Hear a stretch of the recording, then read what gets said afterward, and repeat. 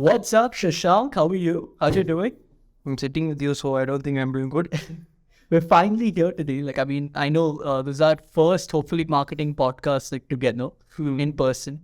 It's in our makeshift studio at Fanny's place, and he's ditched us. So we were like, we were going to record 164th time. exactly. We were going to record with him. We're going to record something interesting with him, but then he ditched us, so we're doing it. We're doing a hopefully marketing video right now. I mean, it's a good video, but it could have been better. So, what is our bull? Why do you want to play with the bull? The task keeps staring at me. So you don't play with the bull because of that. But I want to play with this toy. the ass. Why do you want to play with the bull? The ass keeps staring. I can only see that I'm there. Right. See this. You see the face. Yeah. So what's our topic for the day? What are we discussing? We are going to talk about brands, market share, and mind share. And what should brands care about more? I know that's subjective. So actually, I spoiled the interview for you, but yeah, don't mind. So, why don't you, before we start, why don't you define what mind share is and market share is? So market share is basically the percentage of share that you hold in the market. Like say, for example, if you're a smartphone brand, there are 1,000 phones sold in the market particularly, and you are selling 300 phones, so that means 30% market share. Then that means 30% market share. So mind share, you can't exactly put it in numbers. So it is something exactly defined as, let's say for example, I say the word search engine, what comes to your word? Google. People don't even call it search engine, they call it Google. Just Google. So that is mind share. What brand or company or product that comes up there when we talk about certain aspects. So that culture. So then, talk to me about how can brands why is there a need to establish mindset? For a brand, how would that impact brands or bottom line, right? See, establishing mindset is as important as having 80% of partnership. See, I'm not saying you can do this or that. We have to do both, but according to me, mindset is more important because any brand success is getting free marketing from people who are not even using that product. See, before getting any Apple product, I was an avid supporter of Apple for a very long time. That is because of mindshare. So I constantly bug people to get that product. So having this mindshare, let's brand get free marketing for people. And once people start recognizing certain products to your brand, it's very hard for them, hard for the other companies to break more hard. So, but then how do you, since you can't quantify mind share, how do you convince your stakeholders or say a CEO or someone who does not understand mind share, how do you convince them to focus on mind share and how do you prioritize that and how much do you prioritize mind share? Because again, at the end of the day, it's a long haul. It's I've been established mind share and everything. But whereas market share is something that people would prefer instead. So what is the percentage between priorities wise that if you were running a startup, what would you do? How challenging it is so coming together, usually startups focus more on venture than market share. Once the startup faces its several 8-year investor cycle goes for an IPO acquisition, that's when you actually focus on market share. You ask anyone who working startup, even is a good brand also. See, I think the company you're working in, they prefer more of points. But where they also they prefer more of a mindset because whenever they want to think, they want people to think about learning on time, they want people to have it. But in this exactly when people want to use a particular thing for forcing, they want India to be the place where business happens. They work so they're working on not talking about Indian, but this is going this was startup focus more on mindset and established institutions focus more on market share. Initially, every brand that needs a wide reach or place in people's heart and in this mind because that's what make them stick with you forever.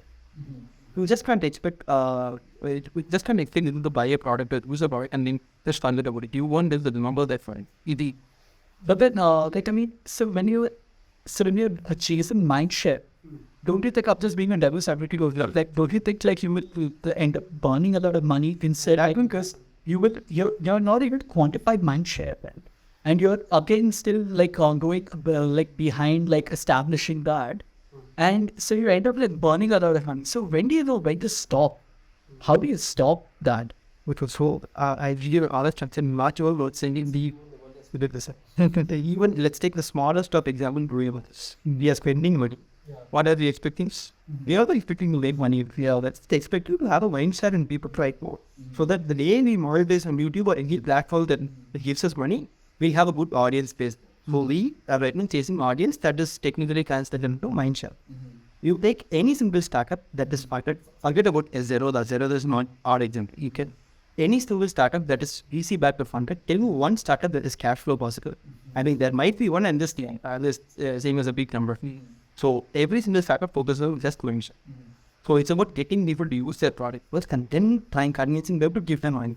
So, I mean, like to the viewers who still not understood the concept of Mindshare, and why did you haven't and still understood yet, just give us some more examples of like what is it and like what are a few like you see a few brands, what have they done to establish Mindshare and how is that also impacted in their sales and everything. And let's talk about it please. See, even food brands, they do a lot of mindshare templates.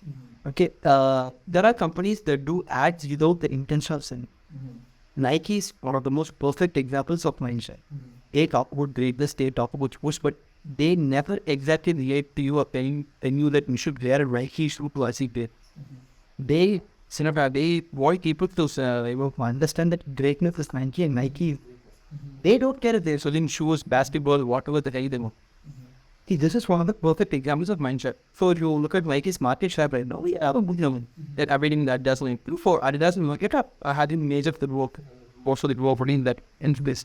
So even after going to such a huge extent, right now, they want out of mindshare because they want this retention span. So if you look at mindshare and you look at the retention span. See, a few examples that people may deem is GPay. It is called Movie Pay, but people call it GPay. Even though there's a phone-based and they use Bharat Pay or some other random app you do that payment, is still called GPay. Yeah, because it's starting At cheap, right? That doesn't necessarily mean GPay is a superior product to ours. And even right now, they are also like see, there are companies that exactly replace the term. Google is replace the term, but this right now, once again, as we spoke about, this Valentine's Day sort of Cadbury has a very huge mindset. Whenever people talk about proposing love or doing something, something to somebody who they like, they first time they come to the chocolate and then no questions asked. If you put it anywhere there, it's everything is sort of done. Yeah. So, I mean, then coming back to like Mindshare and everything, like, how do brands go to establish Mindshare? What are some of the things that they can do? Like, I mean, especially as startup, really say startup. What can you do in, like, let's talk about the basic stuff, then I have a follow-up question. But yeah, let's talk about it. Just to take that. So I think, all right. So, I mean, one thing that I think is, so the best way to establish Mindshare is by by having brand awareness campaigns and getting more that by bringing your brand's identity and what your brand represents out there. How you can do this is by various methods. One could be social media ads, social media posts and everything. Just by putting your content out there and making people aware about your product. Second way could be influencer marketing, like say Nike collab with LeBron and everything. Well, one good example of this is when Nike wanted to break into football, that thing category. At that time, Adidas was the bigger player. At that time, Adidas was everywhere. But Nike did proper selected collaborations with players, like how it did with Michael Jordan in the NBA, and then they broke into the market. So that influencer marketing. Apart from that, you can do retargeting ads, like first run ads, and then do retargeting ads targeting to the audience who already see your ads, so that they can find relevant in your audience on their mind. Like say if you're an edtech, not a tech starter, say if you are selling Ayurveda products. So anytime you don't want it right now, but when they want it, you remember your card. Okay? So things like that, like how you basically putting your brands, what your brand does and who your brand is, and talking about your the things that USP and everything out there in a very clear, concise and a catchy way, and to establish that connect before you even want to sell anything to your customers is a great way to like establish that brand, to establish their mind share, right? So that you occupy their mind. even before they even are considering you for their needs. What would you like to add? Anything else? And then we will be able to perform. If they want to add it, yeah, no, but yeah, but what do we do is exactly right. So this is what every company is trying to do. Certain companies would certain companies would very back. It's not about just it is not about just making everything to this or the forced and sharing confusion. It's much more than it. Yeah, about actually telling people what you do. It's about conveying your vision rather than your product. It's about telling you what that company stands, how it even here, how it change the way that you work. So yeah, so see, you see a lot of startups, like this one person startup with all startups that come out of wasn't it? They do a very good job of this. Yeah, they exactly tell you, instead of taking the name of the product, they tell you what exactly the product does for you. Like for Lotion, they have a study organize everything. Yeah. So stuff like that. So if you take a look, the right copy, it's like your brand tag should represent who you are, and it should be again concise and catchy so that people remember you. That is the thumb up. And if you want a little great coffee, straight we needle was got Harry Day and I had a dream marketing leaders here and how we marketing software and stuff. I believe that was called WhatsApp. That's where you learn how to do all these things. Exactly. And for the I have this question for you. Like, I mean, since we spoke about like how brands can occupy mindshare, what do you think brands can do in like offering like establishing mindshare in the competitive market where there are players already and where established players already? How can brands tackle that and like the same make a move into that market and also occupy mindshare there in that space? Probably that's a good question. So, see, basically, it's the same thing that you were on the build before. As being active on social service, being providing content that people actually want to consume. See, it's about talking about a company without the intention of selling. Right? So, it's about getting people started making them think about the particular one. A huge success is if someone you see, I think what common is that we can easily if a lifetime Android user pictures Android and here's to apping, or if it happens the other way around, that is when you know that's the peak mention because phones, laptops, it's not something very small. They're actually tracking 90% of it.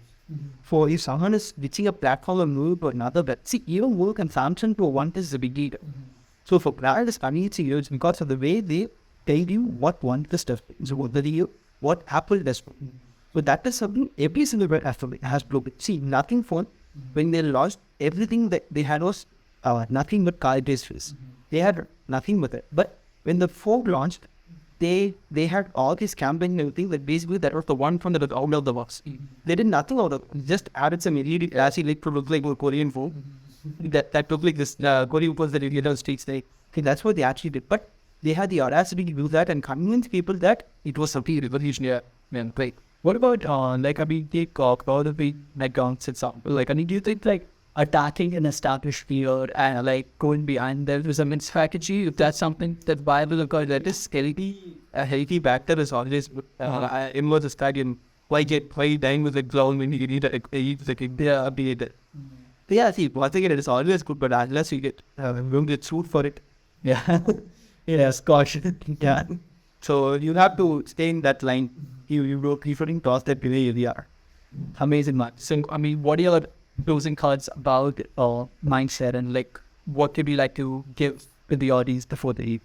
So my closing thoughts would be, to if there's a group in the product or any startup or any business, see, first of all, if you go to the biggest section below, there's a free different individual business and video startup. Yes. So if you are in the startup phase, you want to do something ways, you want to change the way people do certain things.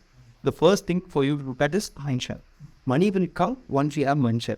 See, if you have mindshare, if you can't make money after having a build mindshare, it's I can make it to play with something. You can't monetize. Yeah. People will be unique for it if they think they have a huge mindset here front of the company. So whenever you're focused on a startup or full idea, you have to make sure you have a lot of mindshare. Even with way market, you're doing the same thing. You have time to give work as much as free content possible, and in the future, they're going to have a size and rule of the points, put all of the good things to pen table. It had Pranay start to You're not the one to do that if you're inside now. Don't reveal our secrets. See, this is the basic of it for any creator on it. It's nothing good. So yeah, establish mindset first. So devote as much as free information or knowledge of personality about the company. So see, that will be groundbreaking. Someone wants to pay to listen to me talking to you. Yeah. That would be groundbreaking. Yeah. Right. So yeah, that is what you should do if you want to establish mindset. Because I would like to end it with by saying that focus on what needs everything. Right. Like focus on that. Like focus on your USP and go hard at it. Like, I mean, go hard or go home. Like, so go hard at it and make sure that people remember who you are, but what you are and not for anything else. And when you do that, like, you'll be able to establish mindshare easily. And of course, if you want to know more about the unestablished mindshare, go back to the free year and like watch it again. Right? Get us more views. And that note, we'd like to end. Yeah, so before ending on, I'm working in set art it would work for a couple of seconds. Well, I don't know if it was intentional or something. So yeah, we are ending on a funny note. Yeah. Yeah, available at Booyah Market on all socials and I with that anti-buck in the Pixie I blog. Yeah. So here I get a blog Booyah Market on all channels and I am available at sasangasan.com, at LinkedIn, and Bachit is available at Ashit Ravi on LinkedIn. Yes, so see you in the next podcast. Bye-bye.